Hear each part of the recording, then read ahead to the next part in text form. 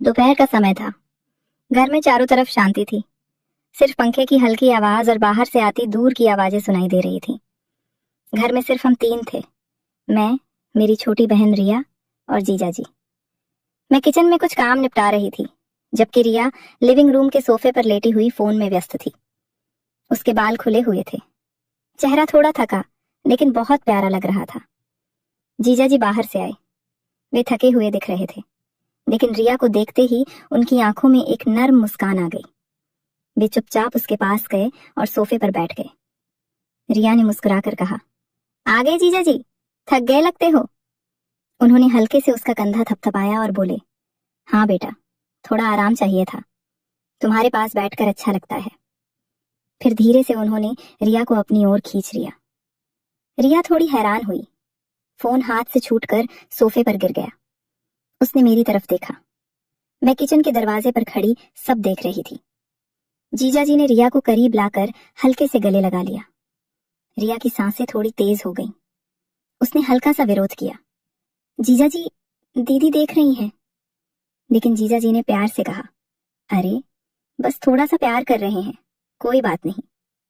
उन्होंने रिया के कान के पास मुंह लगाकर कुछ बहुत मीठी मीठी बातें फुसफुसाईं। रिया का चेहरा शर्म से हल्का लाल हो गया, आंखें नीची हो गईं। रिया ने थोड़ी देर पहले बताया था कि कमर में थोड़ी चोट लग गई है, इसलिए जीजा जी रिया की कमर का हल्का सा मसाज करने लगे थे। रिया ने अब विरोध बिल्कुल छोड़ दिया। कमरे में एक हल्की सुकून भरी गर्माहट फैल गई थी। जीजा जी ने रिया को गोद में उठा लिया। रिया ने शर्माते हुए अपना चेहरा उनके सीने में छुपा लिया।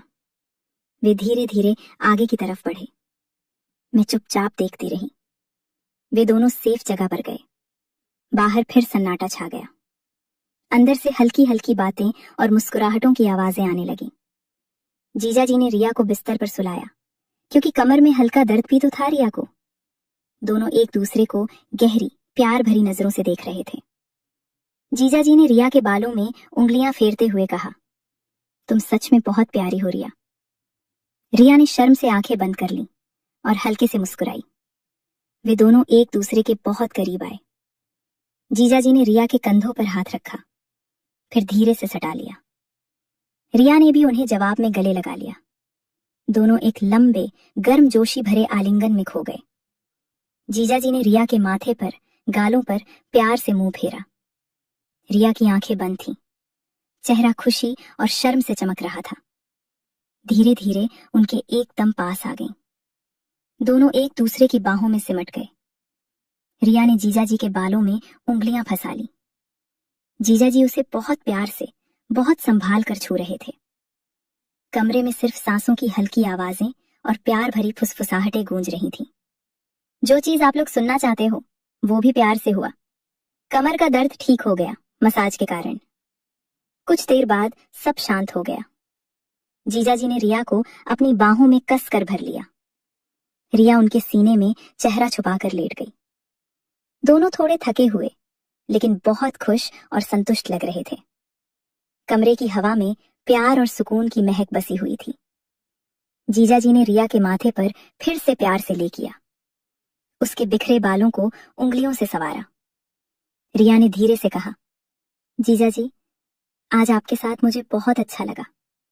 इतना प्यार मिला, बहुत अच्छा लगा। जीजा जी मुस्कुराए और बोले, तुम मेरी जान हो रिया। अभी तो शाम बाकी है और भी बहुत सारा प्यार बाकी है। रिया ने हल्के से उनकी छाती पर हाथ मारा और शर्माते हुए मुस्कुराई। उसने उन्हें और कसकर पकड़ लिया। दोनों लंबे समय तक ऐसे ही लेटे रहे, एक दूसरे की धड़कनें सुनते हुए, एक दूसरे को महसूस करते हुए, जैसे समय रुक सा गया हो। बाहर धूप धीरे धीरे ढल रही थी, लेकिन अंदर का प्यार अभी भी उतना ही गहरा और मीठा था। रिया भी ने आंखें बंद करके जीजा जी की बाहों में सिमट गई।